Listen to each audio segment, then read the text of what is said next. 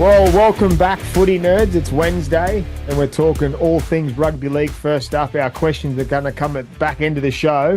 So we're going to be previewing all the games, but before we do, let's have a great little listen to how our mate's life's going at the moment. He's looking nice and fresh in his white shirt. He's looking a bit skinny, and his hair looks brown, not grey. What's happened? How judgmental are you today, redhead? Look at your head. Sunburnt. Yeah, I've been out in the sun. I didn't. They wear slip, slop, and slap, but I haven't been wearing a hat, and I'm in trouble. So, what's new? Coming on here throwing judgment at me that I look skinny, that I look tired, that my hair looks dyed. You're the best. Well, that's what they say. That's what they say when you feel down about yourself. You attack someone else to make them feel down. So, that's probably what I'm doing. Well, my morning started. I got trained at about 5 a.m. this morning, 1 in the morning, had a couple of meetings. Now I'm here looking at your redhead, ready to talk footy. But honestly, Toddy, what a week. Did our Monday show, which we thought was a success, got through plenty of footy chat, to go to sleep that night to hear about Cherry Evans and mate, rock the NRL. And we're going to be talking about that after we do the previews, but rugby league's like a box of chocolates. You just never know what you're going to get. It's absolutely crazy. It's crazy. And you know what? That's the game we love. When we play, it was a roller coaster. They say it was the best roller coaster in the world, the ups and downs. And when you don't play and you got to sit and talk shit like we do, you just never know where to start because there's so much shit to get through. What gives us shit to talk about? Well, exactly, yeah. And it's not shit. It's obviously, it's big news. Like, it's crazy. And to see the fans, obviously, which we're going to talk about at the end of the show. But it's massive news. It's massive news. Not just even in rugby league, that everyone's talking about it. It's back page news, which is crazy. That's how much power rugby league's got these days. It was unexpected. A player leaves a club and it's front and back page up here in Queensland. I'm sure it'd be the same in Sydney.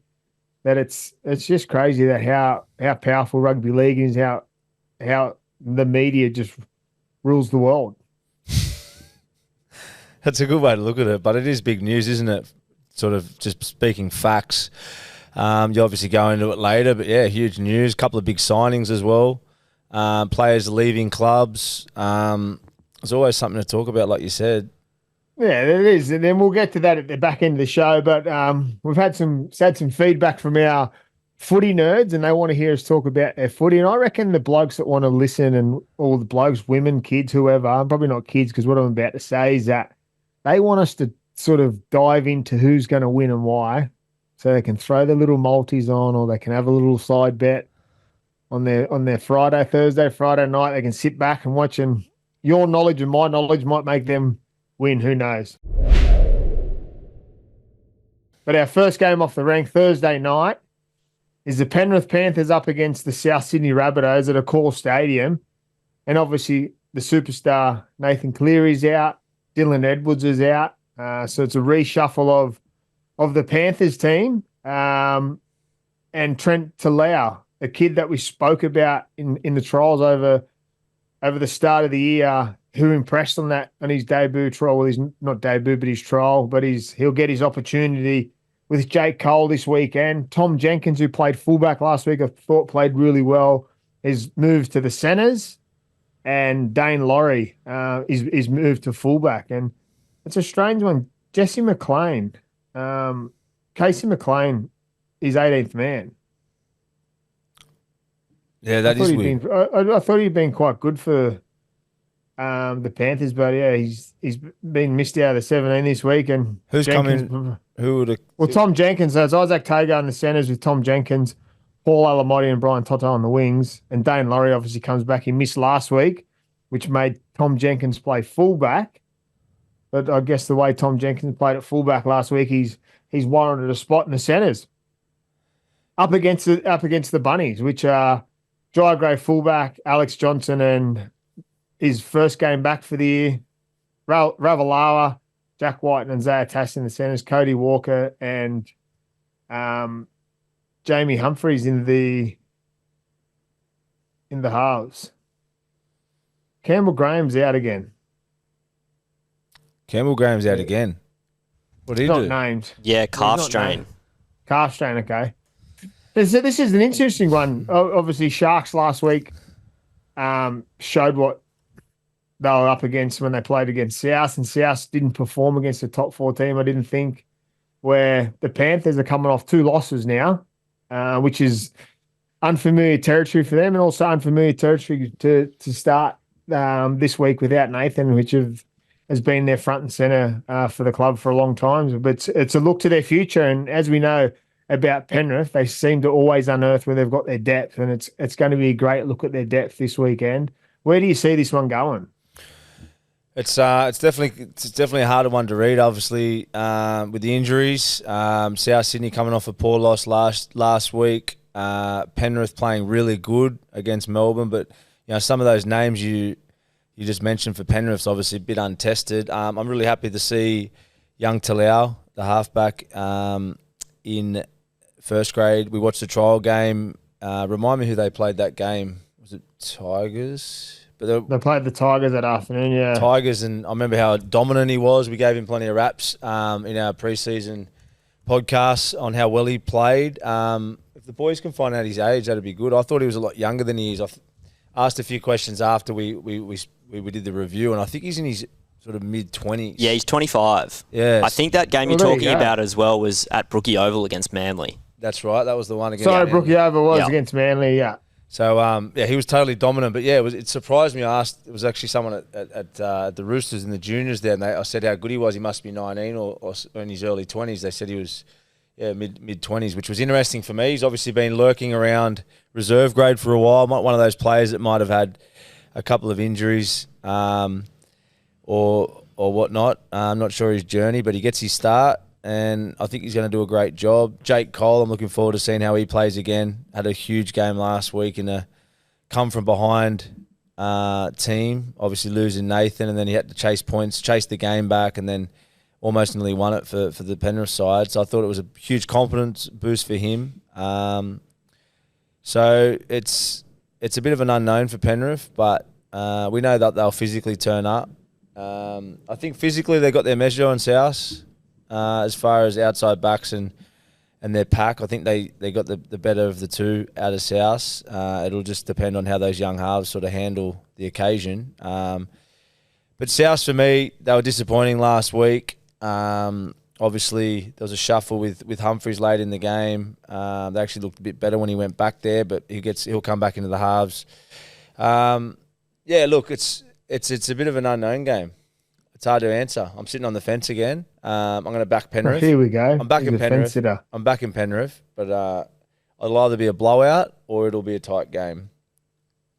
Yeah, I'm with you too. I'm backing Penrith. I think Penrith showed me enough last week when they played against a fully strength Melbourne team. Obviously, they lost Nathan early in the game. Blaze Talangi come on and played 7 or 6, and Jake Cole moves around. But they showed enough for me that, from what I've seen from Talau in the Senate in the trials, that he'll come on and he'll handle them. The interesting one is that they haven't used Schneider again after 3 rounds. He was quite dominant last year and played some really good football, but it just shows that they've got depth there and they've got players that can sort of go into that position really well. Welcome back, Alex Johnson. From his injury last year, he'll get his first shot, and he's chasing down that record of the most tries. So I'm sure he'll feature on the scoreboard this weekend, but I'm with you, Piercy. I think the Panthers win 1-12, and my first try scorer will be that man, Alex Johnson. What's he on now for his amount of tries? 17,000. Serious. 17,000. Let me have a quick look. Yeah, it's an interesting game. Obviously, South. Where's South on the ladder at the moment? The ladder is South. South are 11th. 11th. South are 11th. The Panthers are 12th.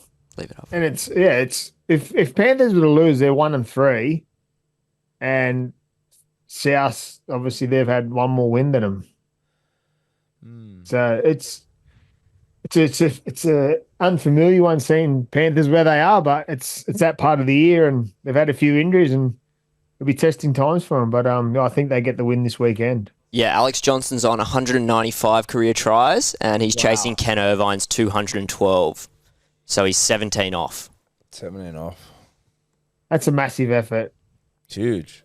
Do you reckon he gets it before he finishes? Because he's had a fair few injuries the last few years, and Yeah, he's every chance again. He's 30.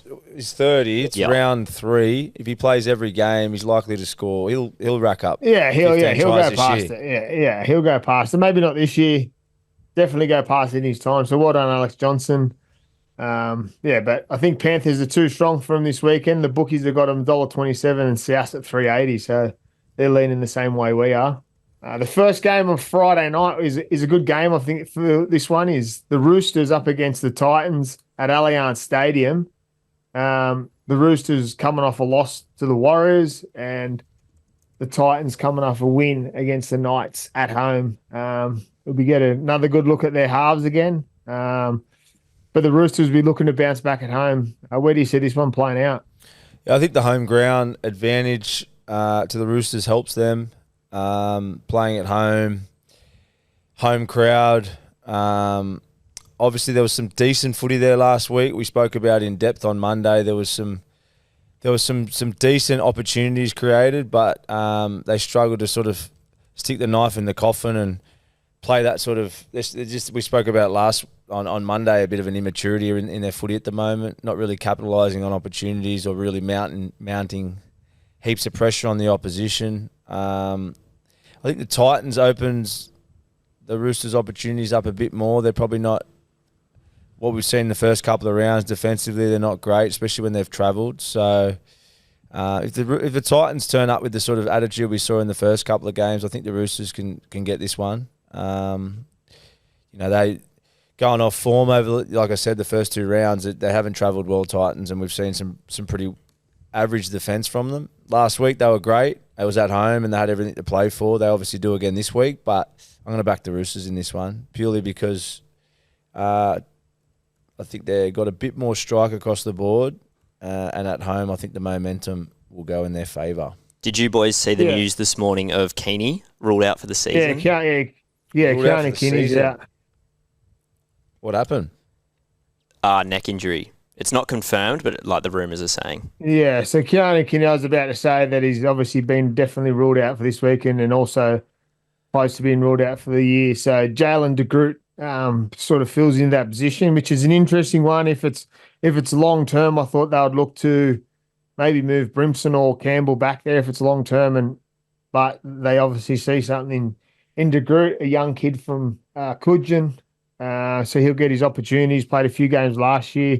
He's a bigger body. He's a handy footballer, so he'll get his first opportunity this year, and probably a long term look at him too. If Kinney is definitely out for the year. I'm with you. I think the Roosters get it done at home. They're starting to get some troops back. I know he'll be coming off the bench, but Nat Butcher comes back in the team. Their bench, I like their bench. Hugo Savilli, Blake Steep, Nat Butcher, and Lindsay Collins. Obviously, they come back from injury, Nat Butcher, but I think the Roosters get it done. Their forward pack, it's going to be good. It'll be one in the forward pack in the game. They're both two good packs, though, aren't they, Toddy?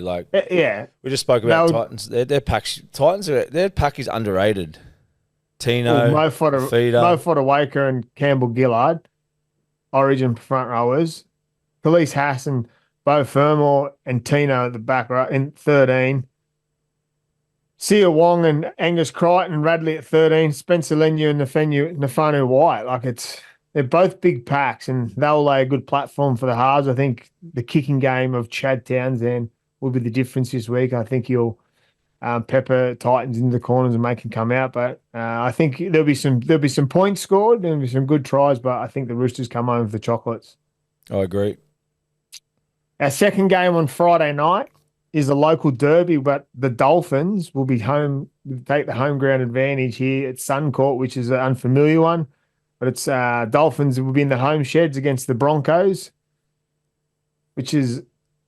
Broncos are massive favourites here, and rightly so. The Dolphins have been really poor, but if the Dolphins want to make a start to the season and make a statement, there's no better weekend, Friday night, to upset the Broncos and get their season kick-started. And I'm sure they'll be up for it.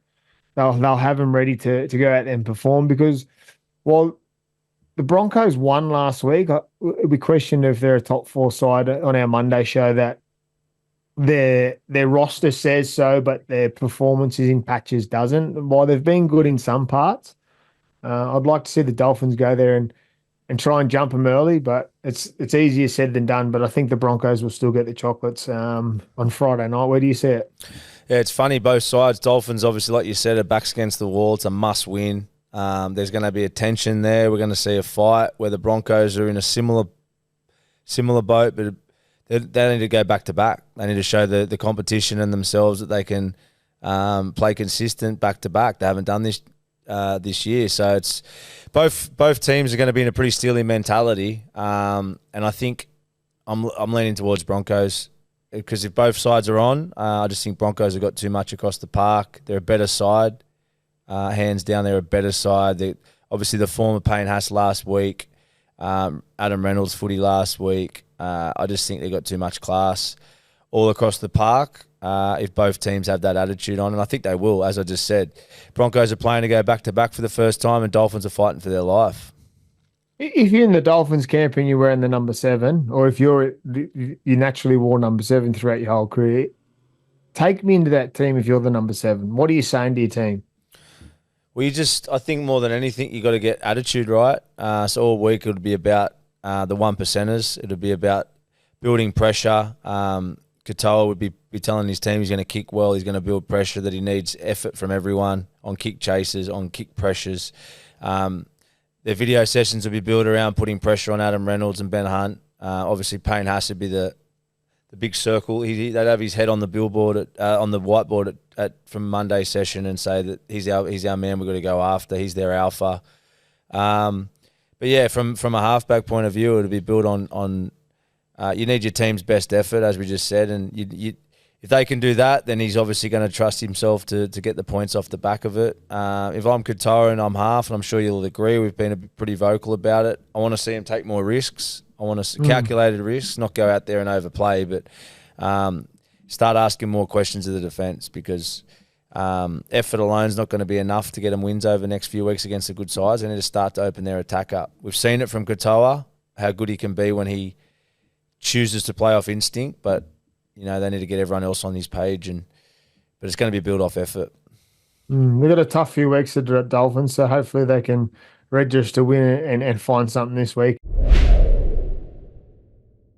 Sixes and Sevens is brought to you by Property 360. Property 360 offers a complete property acquisition service designed to deliver quantifiable results for investors. Their team of passionate acquisition advisors provides privileged insights and conducts thorough market analysis to secure the best real estate deals for your property portfolio. As the preferred partner of NRL players and staff, Property 360 has proven track record of helping clients grow their wealth beyond life on the field. Head to property360.com.au to find out more. Sixes and Sevens is brought to you by Good Day Daily Multivitamins. If you're looking to take your health a little more seriously and are not quite sure where to start, Good Day is a simple and effective way to get yourself essential vitamins and minerals. Packed with over 60 health benefits and 100% of your B vitamins, it's the easiest way to feel good fast. With a delicious passion fruit taste, just pour 1 sachet into water and you're good to go. Head to begoodhealth.com.au.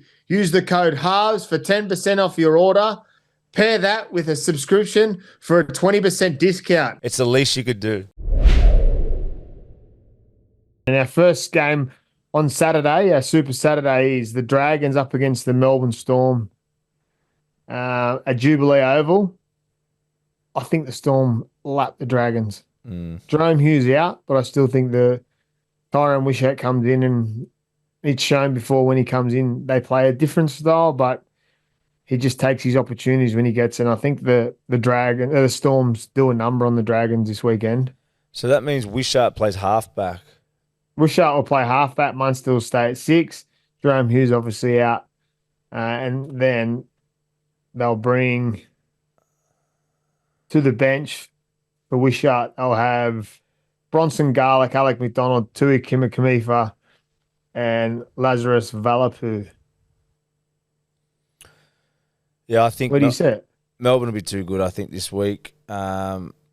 Dragons obviously fresh off the week off. I think they'll be hungry, but can they go with Melbourne? I don't think so. I think it could be a bit of a blowout score too. Obviously, Jerome Hughes out is definitely brings the more of a level playing field. But anytime Wishart's played there, it's funny because obviously he's not Jerome Hughes. He's not that type of halfback. But thinking of games last year when Wishart played there, they blew some teams off the park. It was a different style. He's more of a traditional runner. He's obviously played wing, 5'8", half. He can play a bit of everywhere. I reckon he's a terrific player, Wishart, and you can see them if they're blowing the ruck and getting some advantage over the Dragons, him and Munster and Pappenhausen running through those A defenders and off quick play the balls will be absolutely dynamite. There was whispers that Pappenhausen would play 7 and Fa'alogo would go back to fullback. But it'll be interesting to see. But I just think the Storm will be just too good for them. They'll be too clinical and just, yeah. The Dragons are impressive in parts. Their left side's on point and they're doing some really good things, but I just think they're not up to Melbourne standards yet. Big game for the Dragons. Just talking about the Dragons as a club, we spoke before about Dolphins in that do or die attitudes. It's funny because fans might think and listen and say, "Oh, it's round 3. What the fuck are these boys talking about?" But we've been in the sheds. When you're creeping up to round 3 and 4 with like 1 win or no wins, it's a lot of pressure on your club. I remember at Newcastle when I was there, Roosters as well. There was a scenario there we were 5 games losses at one point, and we ended up winning the minor premiers.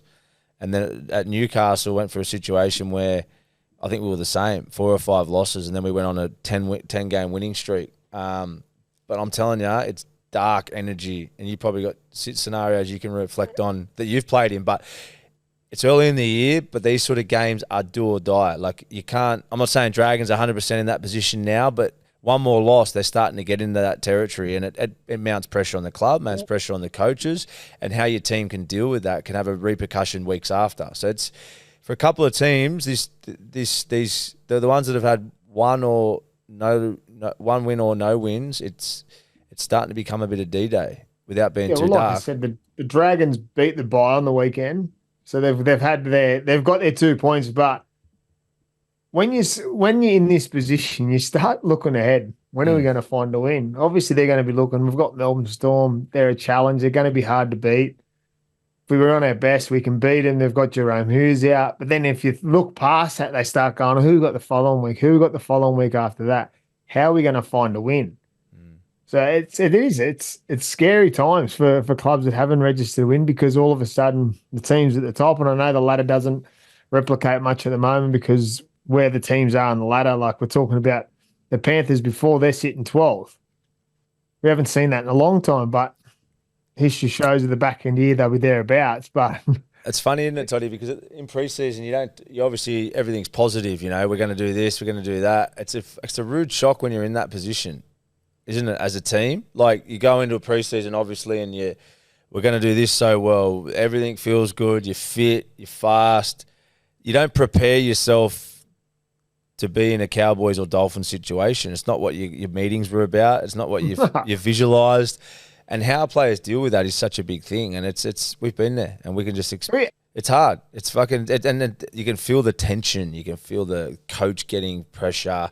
Media starting to lurk around. It's something you can't prepare for, but you got to deal with it. You put yourself in the fan shoes. You say you're a Dragons fan because we're talking about the Dragons now. Clint Gufferton, Valentine Holmes, Lockie Ilias, Damien Cook, your 4 signings over the off-season. We're winning. We're winning. We're a way better team. We're going to get wins. The players are probably feeling the same thing. We've signed some really good players. It adds a way better wealth of experience than last year. We're going to be better off all of a sudden.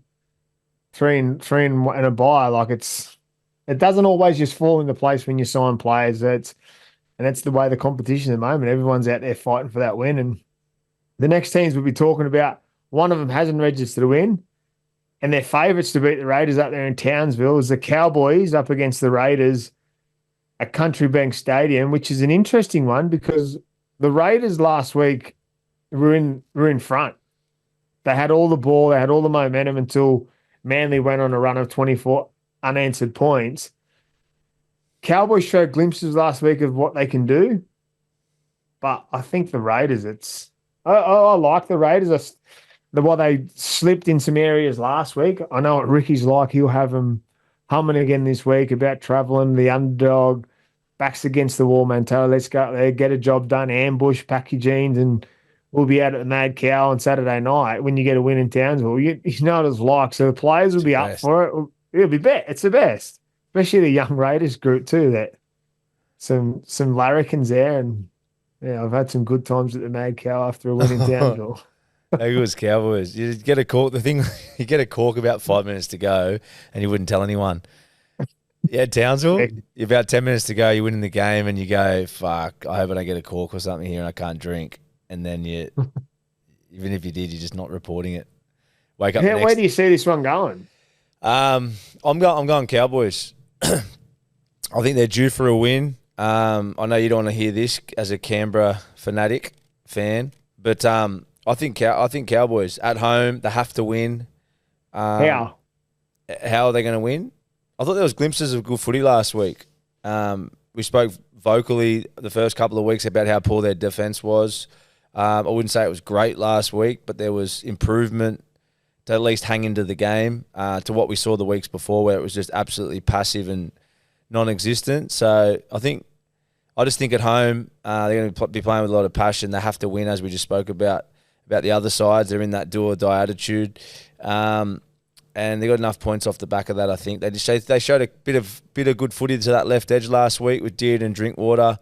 They had some all right shapes there on that left. So and Canberra, they've been good to start the year, but they've got that poor game in them. Canberra.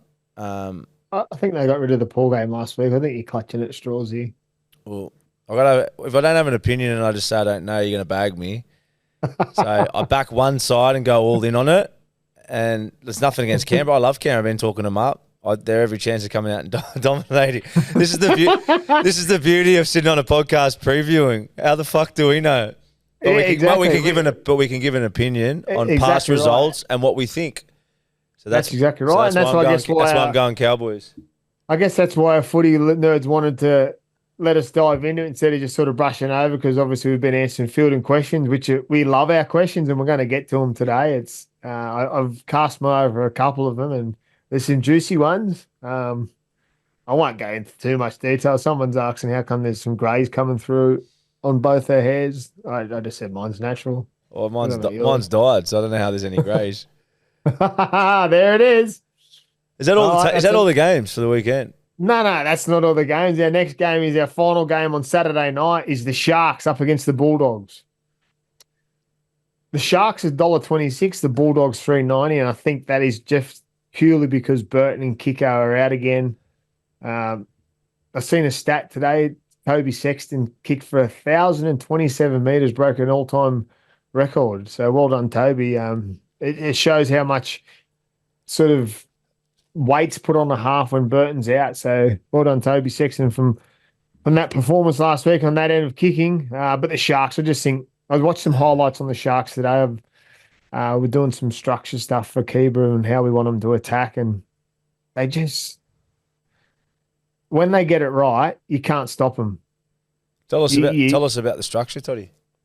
Well, so that I've noticing that because we spoke about last week that Nico and Trindle are starting to link up together, but they're sort of going to, we speak about 60s and 40s or 6 and 4. So that means if on the long side there's 6 defenders, 4 on the short side, they're taking the short side with the back rower leading off 9. So both halves sitting at just behind the ruck on 6, going short side with the back rower leading inside A, half out the back, which is Trindle predominantly now to free up Nico. Centre lead for Nico out the back with his winger option. Their go-to option so far has been hitting the back rower, or if it's a little bit further over from 50, they're going the same thing, but a front rower lead for Trindle, back rower lead for Nico, and then Nico's got his option to play short or long or dummy and run himself. And on the weekend, we seen he ran himself and got on the outside of Cody Walker and went blue past Jack White. And so I like that attack from, and we've got a very similar, obviously ability and stuff. There's some kids at Cuba that we can sort of isolate that play and attack like that. So it was interesting to sit back and watch it today and actually have a good look at it. And it's working for the Sharks. And when they get it right, players going untouched. That's it. Very interesting. So basically it's just a mirage, so that the two halves pop out together late. Well, yeah, I guess for the way Nico and they're doing it, Fitzy's identified the best way to get Nico into the game or what suits Nico.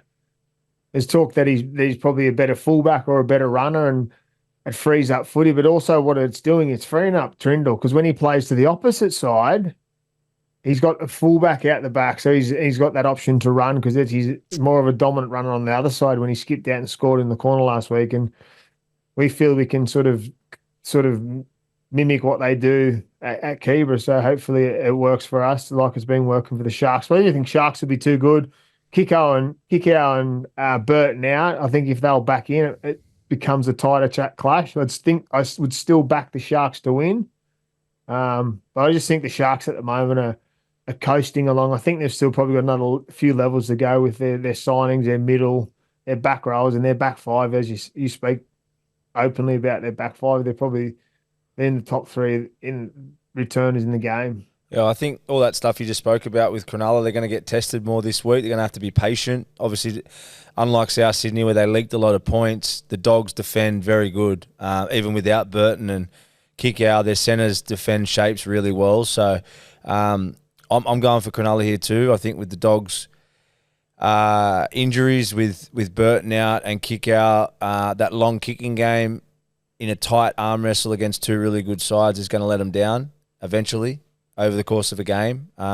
As good as Sexton did last week to step up and take a lot of the burden, mind the punt, the burden. You like that? Burton. You like that one? Yeah. It's gonna affect them, I think, in the tighter arm wrestles, and I think that's what it's going to be. I think Cronulla's going to be playing lots of footy at them. Dogs are going to handle a lot of the footy because they're a very good defensive side, but I just think Cronulla's just got that little bit more class in their halves, but also their outside backs. Like we said last week, they can break the game open, and in big arm wrestles against good defensive teams, those little moments from the outside backs or individual players, it usually breaks up good defence. It's not the structure, it's not the perfect play, it's individuals, bodies, big bodies, athletic bodies, and that's what they got, Cronulla. Yeah, and the Bulldogs, as you said, they make teams work for their points, and they'll be watching video on how the Sharks are playing at the moment, and they'll be making them work for their points. They'll be hunting from the inside or hunting from the outside, making them earn them. But I think the Sharks will get the job done. Our first game on Sundays is the much talked about Manly Sea Eagles, and it's not from their performance last week what we're talking about. We're talking about the news of Daly Cherry Evans, which we'll talk about later in the show. But they're coming up against the Parramatta Eels. $1.13 and the Eels is $6. Yet to register a win. I said they showed glimpses last week. You weren't overly impressed again. Do they find something against Manly this week? And is the news and the news around Manly enough to derail them this week against the Eels, or the Eels in for another tough night at Pines Park on Sunday afternoon? That last sentence you just said there, for Pines Park, that's why I'm going for Manly at home, mate.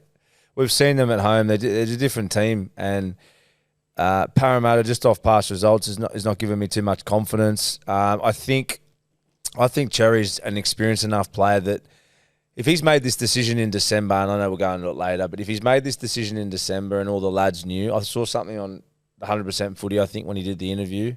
He spoke about that all his teammates were made aware of it. His head's clear about what he needs to do, and he's going to want to finish as a winner. So he'll galvanise the group, and at home on the front foot against Parramatta. From what we've seen, unless they turn the tides here and they aim up in defence, it could be a long night for them. Like I said, at Four Pines Park with Manly with more possession, no one's more deadly. So you think they need someone more than Dylan Walker to get a win? Because there's reports he'll be playing. Oh, he's going there now. He's going now. He's Ah, effective immediately. Effective immediately. wow. Dylan Walker's has left Yeah. the shores of New Zealand. He's here. We'll be playing for Parramatta this weekend. Tommy Turbo's a big welcome back. Four Pines Park, as you said. I think Manly get the job done and they get it done really well, and they just put more pain on the Parramatta Eels at the moment. And while it gets better in their signing front, I think he'll add a bit of dynamic to the Parramatta team. He'll free their footy up because he comes on. Well, he's been coming on at 13 at Warriors. I don't know where he'll fit if he starts at the Eels, but he'll come on and free their footy up. He can play through the middle. But I think the Eagles get the job done and they get it done really well. Yeah, Manly for me. And our final game on Sunday afternoon, which wraps up the round of round 4, is a much improved West Tigers up against the Warriors over at Campbelltown Sports Stadium. Where do you see this unfolding? Because both teams coming off of impressive wins in previous weeks. I'm going to go Tigers again. If it was in New Zealand, I'm on Warriors. So it's obviously that's sort of my answer. It's going to be a close game. I think there's not too much difference between both sides. But at home, Tigers confident, starting to understand their game a bit more week to week. But yeah, they find an extra leg out there at Campbelltown, and I just think the Warriors from their opening rounds have showed inconsistency and an inconsistency around building pressure and applying pressure on the opposition. If they do that to the Tigers are going to have a good day, I reckon. Well, we spoke about these teams quite a bit throughout the start of the first 4 rounds, playing about that north-south footy, and they've both found that in the last few weeks. They're playing more direct, playing on the back of opportunities, not trying to set up for opportunities and then play footy. And that's why they've probably both registered win the last few weeks. And I'm with you. I think the Tigers win. It'll be a tight one, but I just think the Tigers, what they showed last week when we talk about a Monday show, in the fight and staying in the fight, I think they'll have more opportunities to win the game than they did last week. And if they would have learned a lot last week, completing at 84%, down on the scoreboard, getting the job done. But in the end, getting the job done convincingly. It wasn't a fluke that how they won. They won by the way they played footy, and they'll take a lot of confidence out of that. Obviously, as you said, Benji's on a high in the way he's coaching. He's got them believing in themselves. And I think once you get that belief, they'll continue to rally. So I'm excited where the Tigers can go.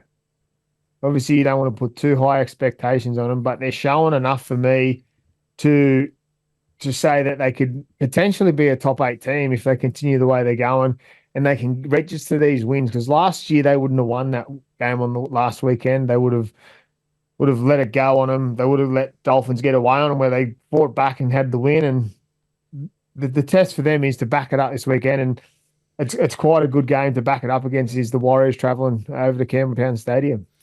Yeah, I agree. The Tigers, they keep developing. I definitely can see them in the top 8.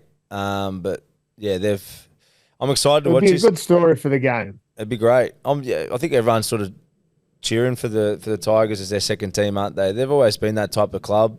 But yeah, they're showing promise. Like I said last week, I just love their interviews after the game. They're really they're not ecstatic after every win like we've seen in the past, which is sort of usually a lack of confidence. It's like, oh, we won again. They're looking they're on a journey. They know where they want to go, and they've got some good leaders there now. So go the Tigers. I'm backing the Tigers here.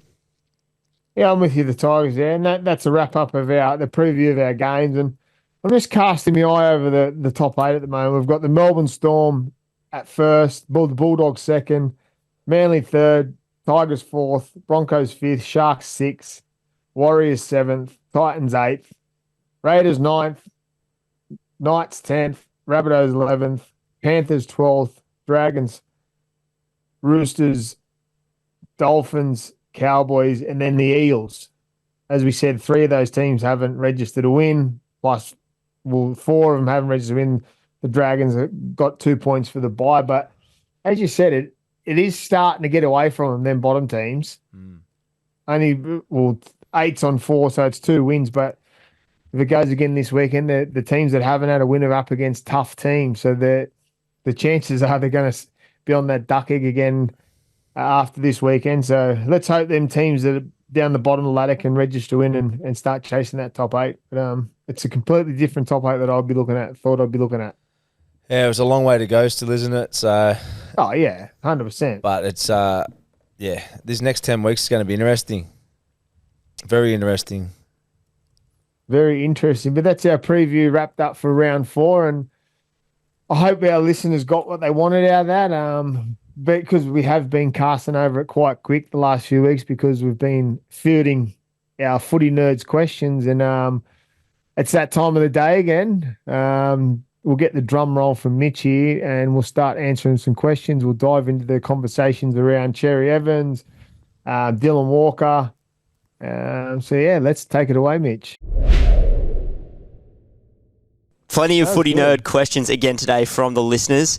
As you mentioned, Todd, plenty about DC and Dylan Walker and the like. So we'll just start from the top here.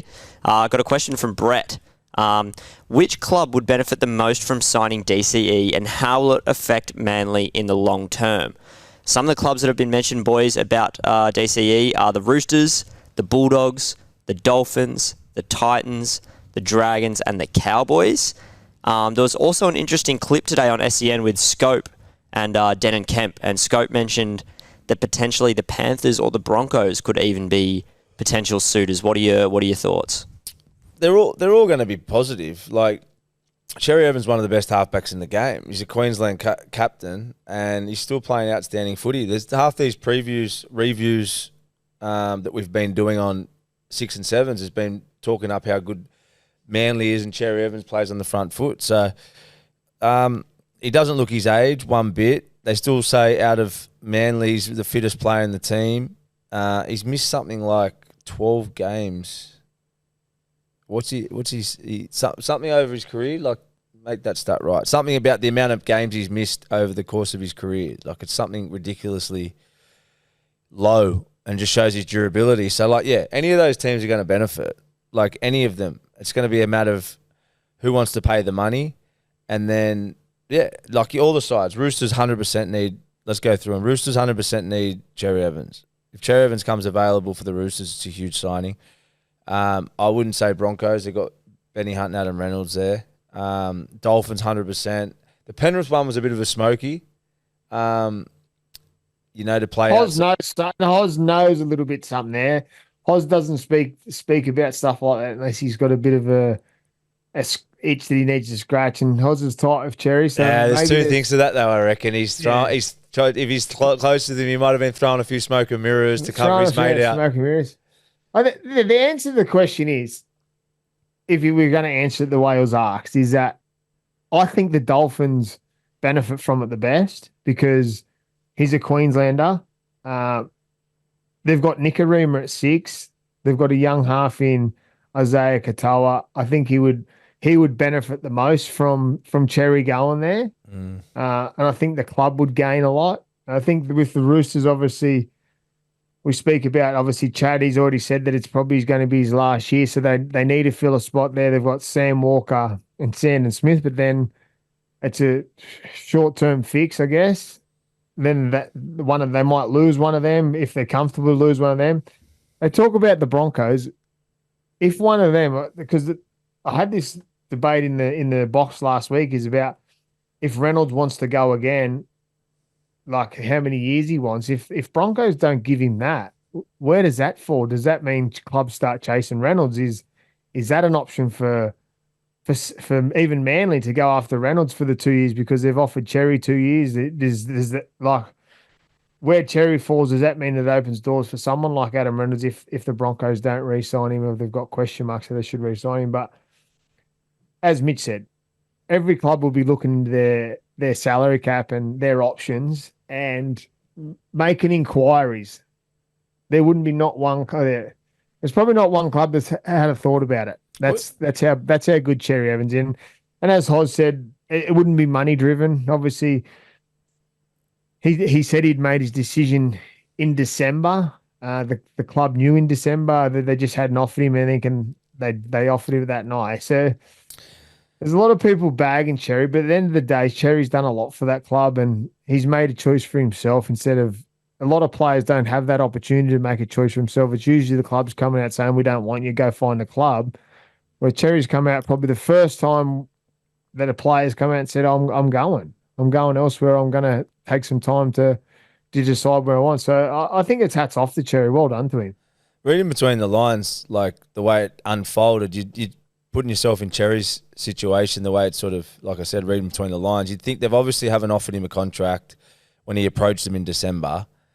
They've obviously said, we're not offering you, and he's just gone, okay, sweet, let's just call it quits then. Is that how you see it? Because otherwise it's strange. Why they would? Cherry's Why they one would of those want him? guys that sticks to his guns if he meant something. Like obviously there was talk about like what he done to the Titans, and there's no way the Titans would sort of even look at the possibility of him getting there. But I'm sure they would.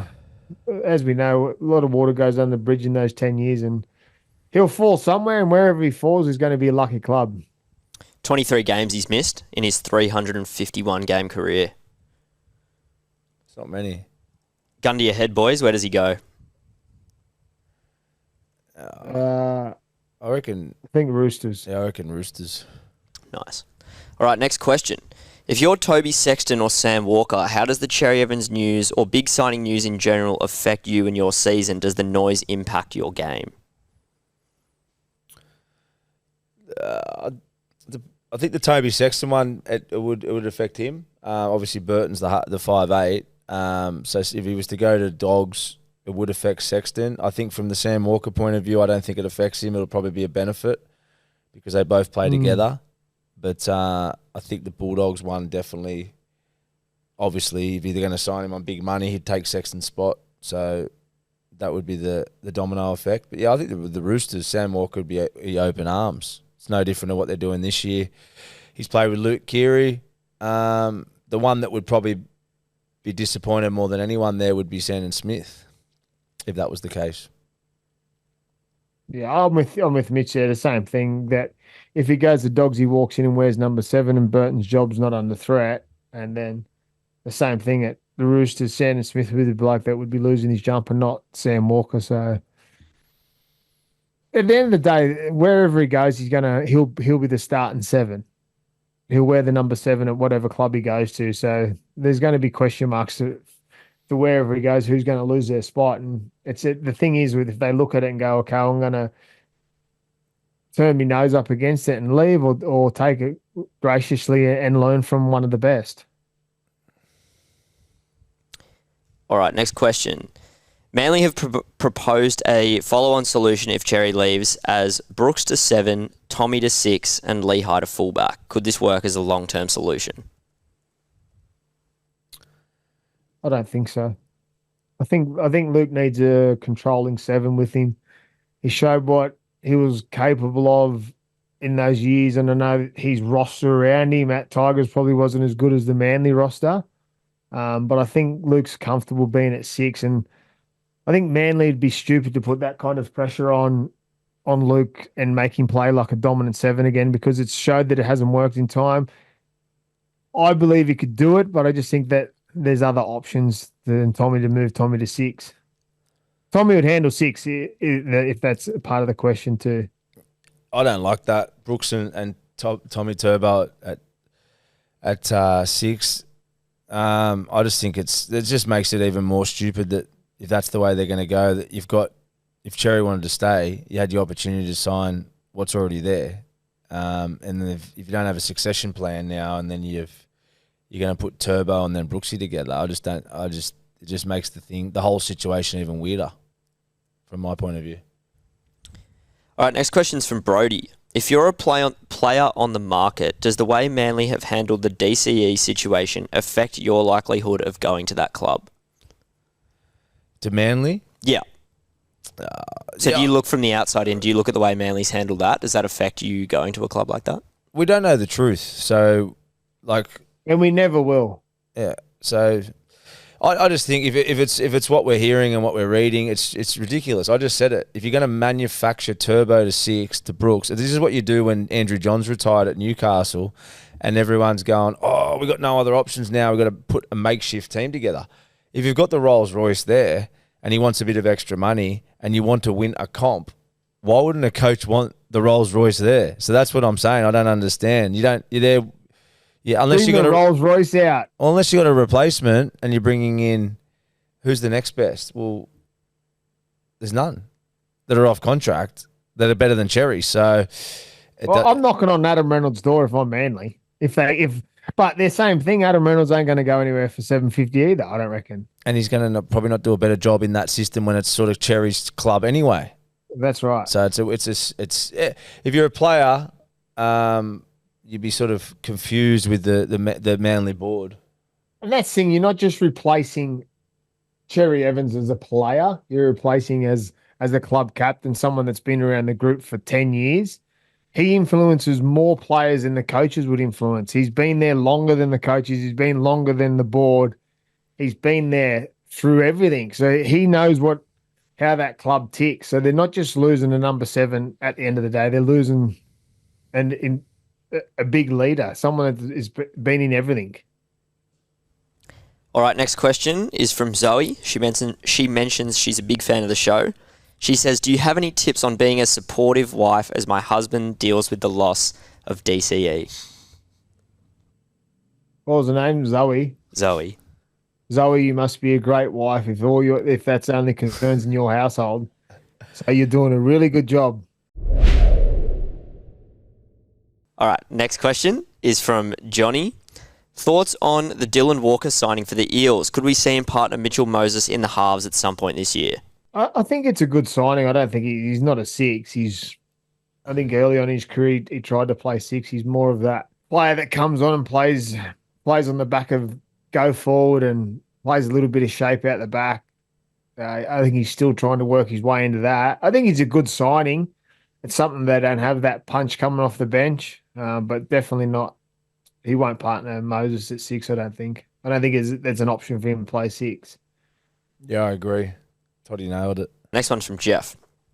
In the light of the Dylan Walker sudden move to Parramatta, how do sudden changes like this affect team rosters, such as the departure of a key player or the arrival of a new one?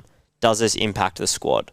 Well, the club's not going to make a decision without a calculated move to replace him. So have we got any insight into who they're bringing? From a Warriors point of view. Oh, who they're bringing in? Yeah, not sure. If they've moved him on with comfort like it's been released from compassionate ground, so there's obviously something going on. Was it internal? Was it external? Did they had enough of him? Was he just ready to come back to Sydney? If they really wanted him, they're not going to let him go. Yeah, so if they wanted him, they've obviously got a replacement for him. He's playing in their off their bench anyway. He's not a starting player.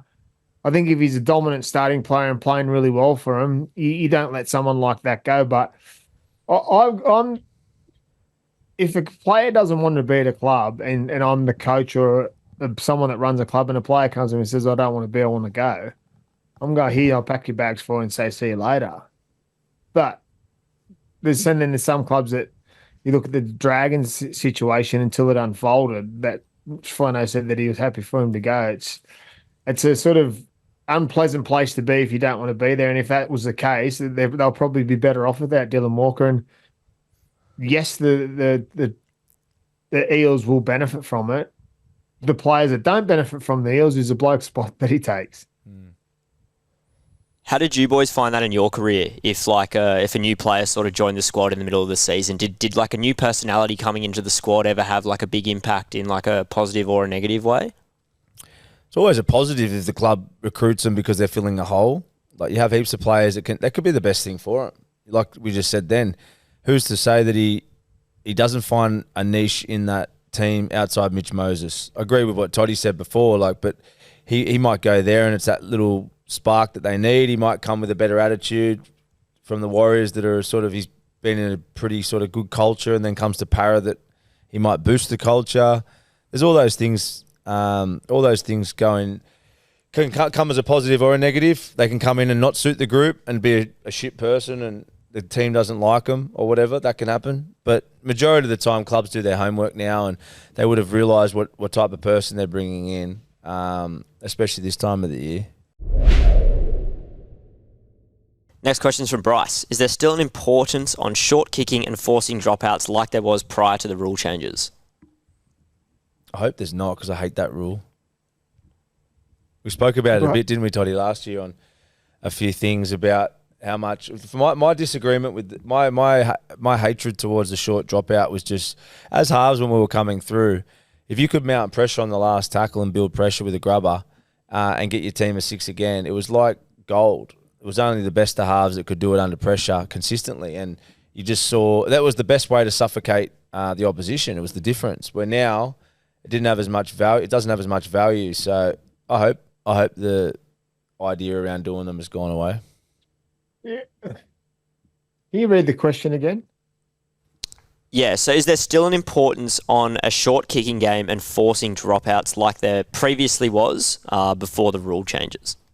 Yeah, well, there's a lot of teams don't take the risk anymore on play 5. They do if they've got the momentum sometimes, or if they're chasing momentum. If they get it down there, they run on play 5. You're seeing a lot of teams score on play 5 at the moment. They like to play footy on play 5, and if they turn the ball over 10 metres out, that means they've got to come from their own end. So they keep the momentum. But also then on the flip side is teams that do take the risk and then get the 7 tackle set, they lose the momentum straight away, and all of a sudden they have to come from the opposite end. I just think they need to get rid of the short dropout. But it's not going to happen because it takes away from that ability, or players that have the ability to get repeat sets. But you see the good teams still getting it. Adam Reynolds got 3 last weekend. Cleary always seems to get one. Trindle always seems to get one. They take the risk, but the teams that don't take the risk just don't get the reward. Get rid of the rule. Next question is from Logan. Do teams ever do field training at night time? I've noticed handling gets drastically worse at night, mainly due to moisture and bright lights, but do teams train and prepare for it?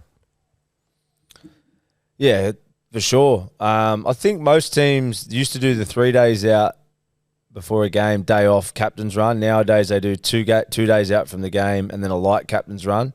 I think the 2 days or the 3 day out one's usually a night session. I think depending when you're playing. So if they're playing a night game, majority of NRL teams would train that session at night. Obviously we don't play anymore and not seeing the setups, but that's how it was. So yeah, there's plenty of practice in night games, at least 1 session a week usually, if that's the way your game's going to go. And Toddy would be able to say more. He coaches up there for a few years, so I'm sure he'd know how that sort of goes. But yeah, you get the practice. That's no excuse. And you get plenty of games during the year where you get to play in afternoon or night. You're getting plenty of practice for it. So there's no doubt in a dewy conditions and it's wet weather footy, it's harder to hold the ball, but it wouldn't be through a lack of practice. Yeah, they I think they still do. I'm a bit like you, Mitch. I've been away from the game a lot longer than Mitch, and if it cast me sort of pea brain back and try and think, I think we used to train at night times for some games, but it is a good point that if you play at night, why not train at night? And I'm sure they do. I'm sure they'd have that ticked off each week. Red pea head. It's Jeez, red, aim. Must be hot up in the Goldie. It's hot today, bros. I look like Rudolph the Red-Nosed Reindeer. Keen to get up there. I'm going to the Goldie on Saturday to stay at my mate's house. Can't wait. Question for Toddy. What's your favourite out of these? Coogee Pav, Mooseheads, Mad Cow, Caxton, Northies. Wow. Wow. Go again. Coogee Pav? Watch me eyes get excited here. Yeah? Why are you shaking? Coogee Pav, Coogee Pav, Mooseheads, Mad Cow, Caxton, Northies. Well, I've probably got a story for all of them. Well, Northies was where the bubbler took place, so I'm going to say that scarred me for life, and I'm probably barred for life. Coogee Pavilion, I was hardly ever allowed in there because of my tattoos. Mooseheads, elite, absolute elite. Back in the day, I used to get dollar drinks and stand at the end of the bar like I owned it. Carried on like a 2-bob lair there. Probably caused myself more trouble than not. What was the other ones? Mad Cow. Mad Cow. Last time I was in the Mad Cow, I carried on a treat. I kicked a 40-metre field goal for the Raiders. Missed recovery the next morning, but because I kicked the field goal, I was all right. I remember walking past Matty Elliott. He was at a bar. I was walking down past on my way to the Mad Cow, and they said, we've got a curfew. Was at 3 o'clock or something. This time it was 3:30. I just stood up and gave him the bird and told him I was going to Mad Cow. See you in the morning. What was the other one? Caxton. Last one. Caxton, I didn't really go the Caxton. What about you, Mitch? You got any favourites? I'm just trying to. Mooseheads, I don't think I've ever been. What was the other ones? Coogee Pav. Yeah, I've led up there a few times. Coogee Pav. What was the other one? Caxton, Northies, Mooseheads. Mooseheads. Northies I would have been. Mooseheads, mate. I can't think of any mad stories, but I've been kicked out of more pubs than I've stayed in them. The Chloe Hotel always got a good run. The Chloe Hotel, I got kicked out of there. That was the start of the yellow dress scenario. We started there, so I actually had to rewind the tape. So it went from King's Cross to all the way back to the Clavelli. Investigate. Maybe we should start doing a live podcast at all these establishments and telling some stories about them. Yeah. Some good times, wasn't there? It always sucked. The worst thing was when you get cozy in the corner and you get kicked out and you're like, fuck. Like it's like sitting in front of the heater at home. It was like sitting in front of the fireplace. You know when you're just cozy in the corner, you got a nice little crew, you're just feeling so content, and then they fucking kick you out. It's the worst.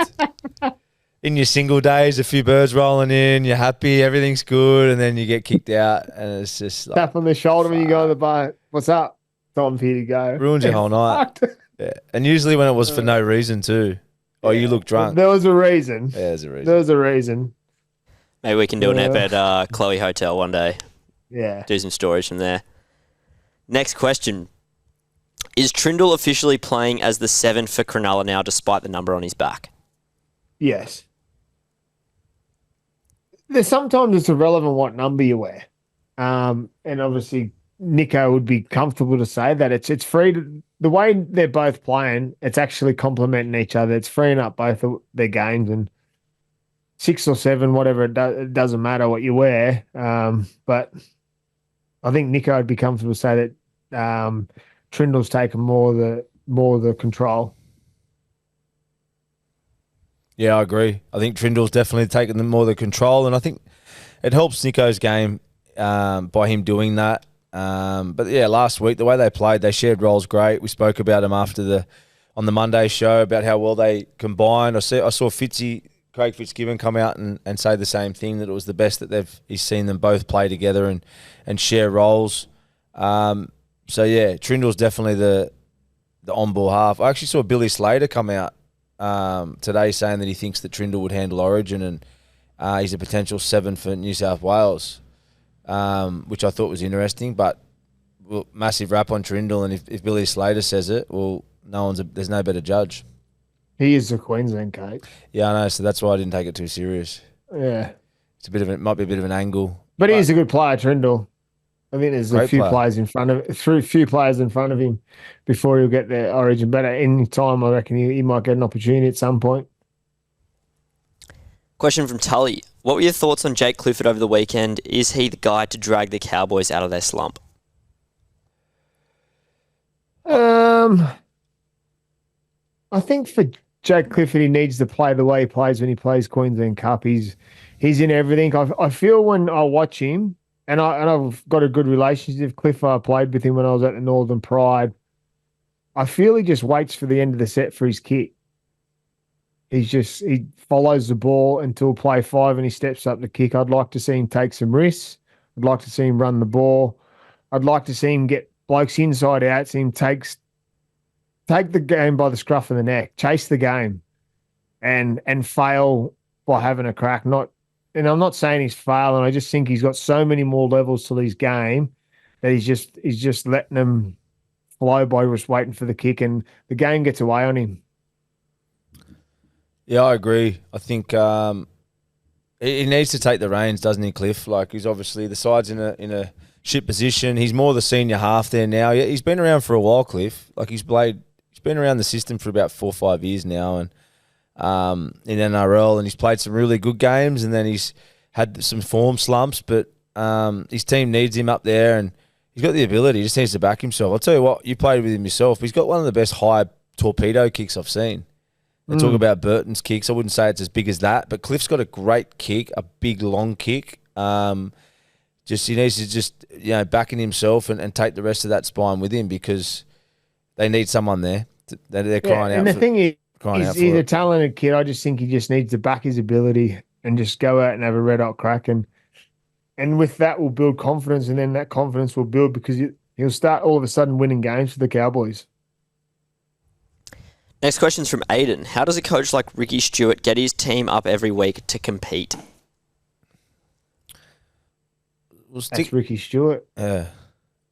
He's so good. His passion. Yeah. How good's his passion, Toddy? Like, I remember last year there was stories about Corey Parker and that he had photos. Corey Parker bagged them. This is an example, a little insight. I'm sure Toddy can have some stories from Origin days and stories you hear about Sticky. But he creates so much hate. Like, he actually generally galvanises the group.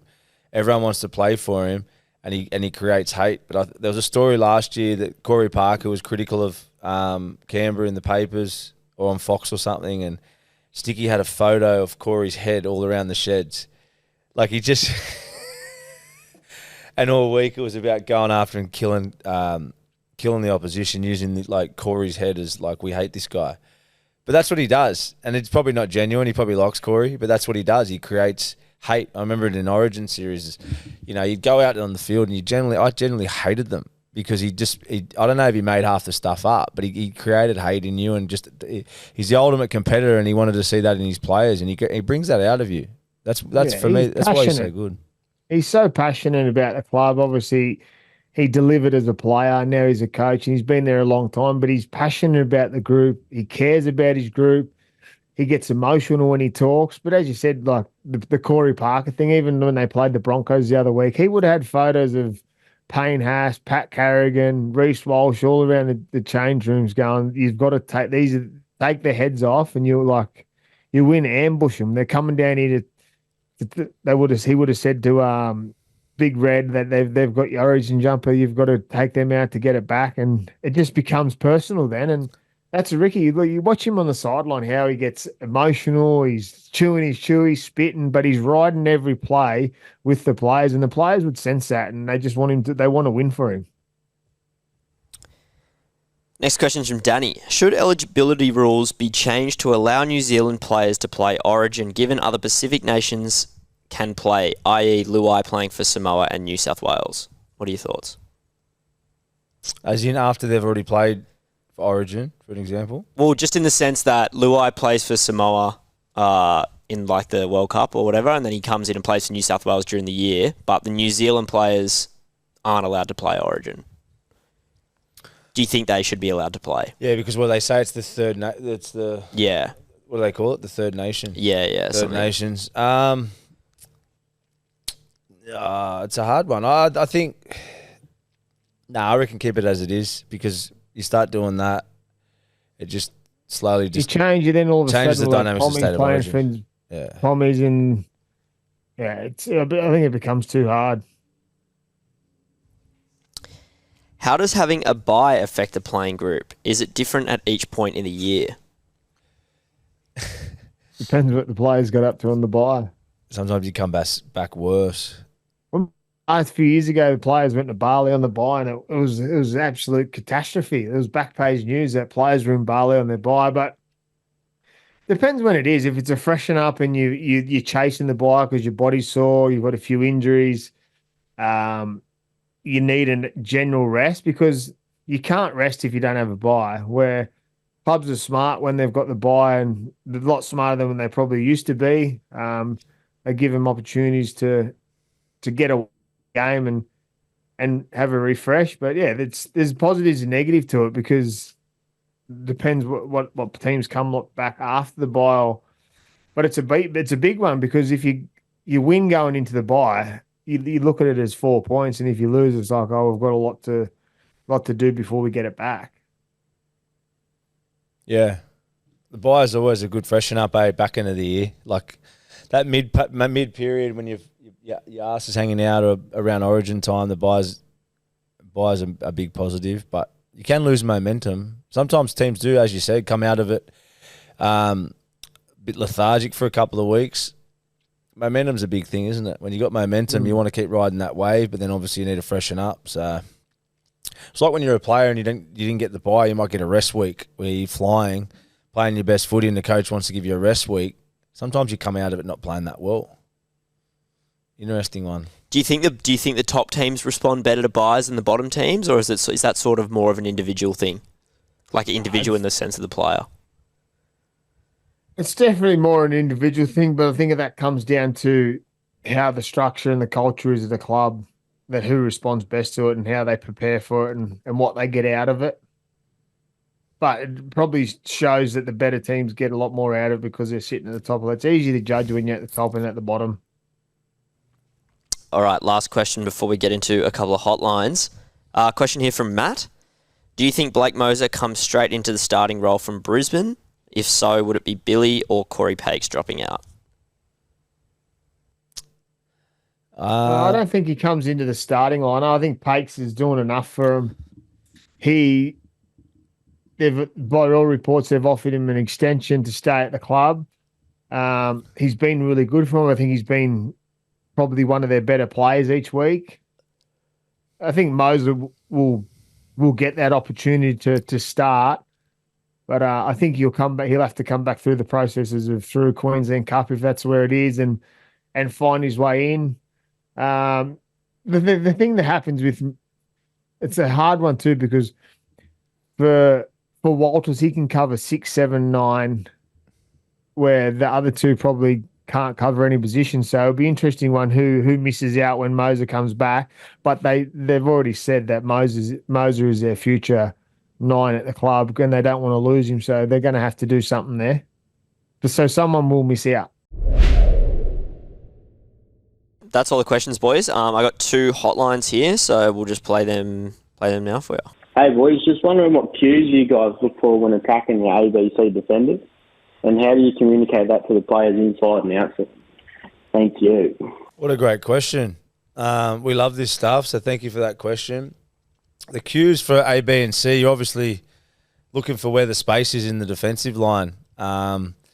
You obviously getting in position, normally teaming up on that B defender, and your eyes are around the A defender and markers. Well, the way I used to look was more around the A's and the markers, and dictate your space off that. If the space was loose around the A's and markers, well, you're going to sell the ball on the out and then try and attack back to that A space. Obviously, if they're tighter around there, you're doing the opposite. You're selling the ball on the inside to try and tighten up the A and B, and then you're doing your movements on the outside to create space on the outside. So the big thing about whoever you're playing on is communicating to your inside and outside runners and being really vocal on getting your decoy runners up to scratch. Dotty, what do you think? Yeah, I agree with what you're saying there, Mitch. Is obviously you're playing with the A and B defender. Always used to like to skip to C because I identified when you've got you're the half and you got the ball. The lead runner always is outside, usually C or inside C, because as a half or a good half, your manipulation of what you do A and B is the most important part, because I used to try and skip outside B so I'd lose A and B anyway. For yourself, as you said, you always used to show in. Joey talks about it, look in to play out, look out to play in. So you play games with the defence, and then it's up to your runner to decide what hole he's going to punch into. But the way you look at it is for a half, if you skip outside to B, your eyes all of a sudden go at B, and then they take target of the C defender. And if he bites in, you play at the back. If he plays at the back, you play short. So you've got an option. If he looks in, you look at him to try and engage him to bite in, so you can make the space out the back, or you've got that short runner. So very good question. Toddy, I know you boys have touched on it before. Do you want to explain to people who might not know exactly what you're talking about who the A, B, and C defender are? Yeah, so A, B, C defender is, so you've got a play the ball, you've got 2 markers, and then either side of the ruck. So the first defender's A, second defender's B, third defender's C, and then so on. Obviously, then all of a sudden you've got A, B, C, D, and then you don't really say F defender, E, F, G, whatever. It's just, but you talk about A, B, C more so than not, because they're the ones where they create that space early, and for halves, you want to attack inside A, B, or C. That's what creates the momentum around the ruck. That's where the first part of the momentum is. It's the easiest part to create momentum is through the ABC defender. Nice. G'day, footy legends, Mitch and Todd. It's Con Drulius here, mate. Loving the podcasts. You guys are legends, and the Footy Nerd podcast is the best in the business, I think. So keep it up. Question for you this week, if I may. I want to talk about the lock forward position in rugby league. So we always talk about the spine being quite important. You know, your fullback, your number 6, your number 7, your dummy half. But I think we need to start having a conversation that the lock forward needs to be introduced to be part of that important spine, particularly if you've got a ball-playing lock forward. And I think the teams that are going to do well in the future are going to be teams that not only have a great number 1, 6, 7 and 9, but also teams that have a really good ball-playing lock forward that can be another link between the forwards and the backs. So I'm thinking Isaiah Yeo, I'm thinking guys like Patrick Carrigan, those type of guys. So would be interested in your thoughts. Look forward to hearing your terrific views. So go, fellas. Keep it up. Love the podcast, as I said. And Mitch, great to see you last weekend at Leichhardt Oval again. See you, fellas. Con, we love you, brother. You're one of the good guys. It's a good question. Always good question, same as last week. Mate, I think to answer your question, we do see a lot of this marquee type or team build around our best 13s already. So I think it is happening. Obviously with as you just said, Yowie there, Carrigan a little bit different. He's not really the ball player type. We've seen it with Victor Radley to an extent at Roosters when he was playing really well there a couple of years ago. So yeah, I agree, but I think it's instead of saying that your 13 has to be the part of that spine and influence, it's who the 13 is, and it's the style of footy that they play. There's not 16 Yowies all through the NRL reserve grade and the juniors coming through. So unless they have that ability to play like that, you're not going to base your whole game around that 13 and the importance, or place them in the importance of the rest of the spine if they're not that type of player. As you just said, you use Carrigan as an example. Carrigan's a good ball player, but I wouldn't say that he's a 13 that you're building your spine around. He's more of for me, he's more of a middle. He's more of a front rower.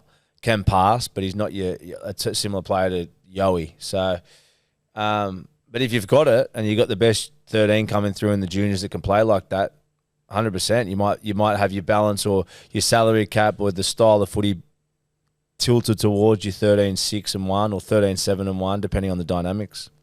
Toddy?